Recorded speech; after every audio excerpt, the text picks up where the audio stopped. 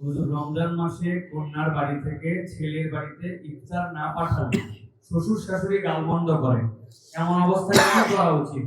কন্যার বাড়িতে কি ইফতার পাঠানো উচিত? আপনার কাছে জানতে চাই।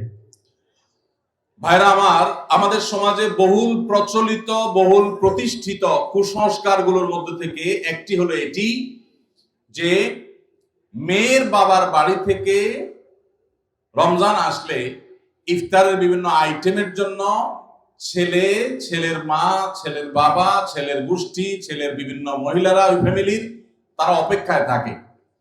আল্লাহর জমিনে যদি 10টা নিকৃষ্টতম ছোট লোকই থাকে, তার একটা হলো এইটা। যুবক ভাইরা, কোন যুবক হাত তুলে বলতে পারবেন যে আমার শ্বশুরবাড়ি থেকে রমজান উপলক্ষে এরকম কোন ভিক্ষাবৃত্তি আমরা করতে দেই নাই?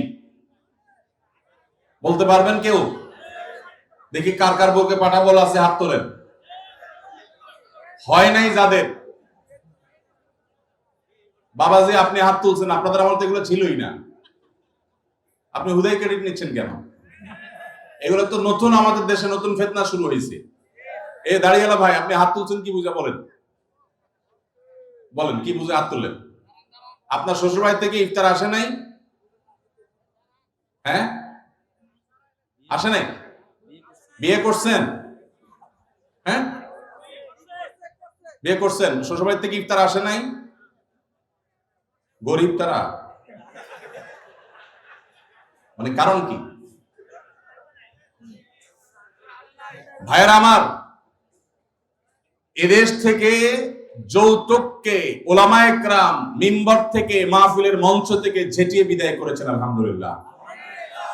যৌতুকের অভিশাপ থেকে এদেশকে মুক্ত করেছেন ওলামায়ে কেরাম। এক চিঠি আবেদন এদেশের ওলামায়ে কেরামের এই কাজটা। যৌতুক চলে গেলে কি হবে? ইফতারের নামে যৌতুক এখনো বাকি আছে, এইটা আমাদের দূর করতে হবে কি হবে না?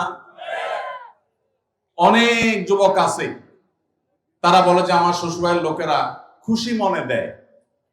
ভালো করে শুনে রাখেন, 2 নাম্বারের অপর নাম হলো এখন খুশি মনে দেওয়া। ঘুষখোর সেও বলে খুশি হয়ে দিস, যৌতুকখোর সেও বলে বেহিসাব খুশি হয়ে দিস। শুধু খুশি হয়ে না, জোর করেও দেয়। জোর করে দিবে না কি করবে? তার মেয়েটার শান্তি দরকার তার।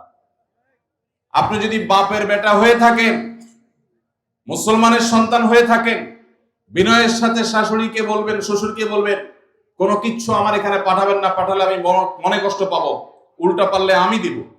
একটা কথা আমি সবসময় বলি ভাই, একটা মেয়েকে কষ্ট করে গর্ভধারণ করা, জন্মের পর থেকে নিয়ে তাদেরকে পড়ালেখা ভরণ পোষণ দিয়ে বড় করে যখন সে সার্বিকভাবে একজন পূর্ণাঙ্গ মানুষে পরিণত হয়েছে, সুশিক্ষিত হয়েছে, সুস্থ সবল হয়েছে, সুঠামদেহী হয়েছে, তখন তাকে ছেলে পক্ষের হাতে তুলে দেয়।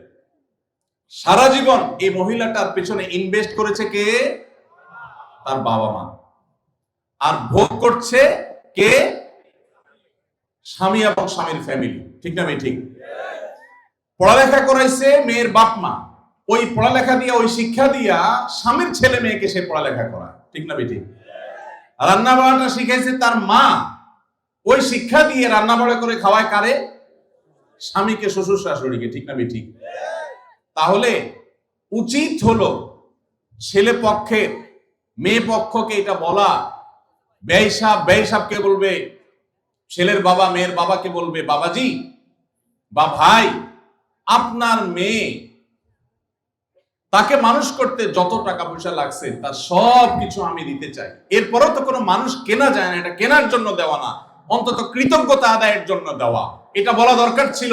সেটা না করে উল্টা আস্ত একটা মেয়ে দিয়ে দিল, তার সাথে আবার আপনি যৌতুক আশা করছেন। আপনার চাইতে বড় ছোট লোক আল্লাহর জমিনে আর হতে। এই সমস্ত ভিখারীদেরকে ধরে ধরে আস-সুন্নাহ ফাউন্ডেশন ইফতার প্রজেক্টের জন্য পাঠিয়ে দিবেন। আপনাদের এই মাঠেও ইফতার বিতরণ হয়। যাদের শ্বশুর বাড়ি থেকে ইফতারের দরকার হয়, এদের সবাইকে আমাদের ওখানে পাঠিয়ে দিবেন। কথা বুঝে আসছে? এখন এরপর থেকে হুদাই যায় আমাদের ওখানে সিরিয়াল ধরবে। সিরিয়াল ধরলে সবাই ইফতার পাবে। শর্ত হলো সে প্রকাশ্যে ঘোষণা দিবে আমি শ্বশুরবাড়ি থেকে ইফতার প্রত্যাশী ছিলাম, কিন্তু সেখান থেকে ইফতার পাওয়ার কোনো ক্ষীণতম সম্ভাবনা না থাকায় আমি নিরুপায় হয়ে এখন আসুন্নাহ ফাউন্ডেশনের দ্বারস্থ হয়েছি। এইটা যদি আপনি ঘোষণা দিতে পারেন, আমাদের দিতে কোনো অসুবিধা নেই ইনশাআল্লাহ। ভাইরা আমার, এই কুসংস্কার আমরা দূর করবো তো ইনশাআল্লাহ। খুশি মনে বলতে কোনো কিচ্ছু নাই, খবরদার। মেয়ে পক্ষ যদি ইফতার পাঠায়, ছেলে পক্ষ পাঠায় না কেন? মেয়ে পক্ষ যদি 2 আনা পাঠায়, ছেলে পক্ষ 4 আনা পাঠানো উচিত। অনেক মহিলারা আছে ফ্যামিলির, তারা খোঁচাখুচি করে বৌমাকে। আল্লাহ আমাদের এই কুসংস্কার থেকে মুক্ত থাকার তৌফিক দান করুন।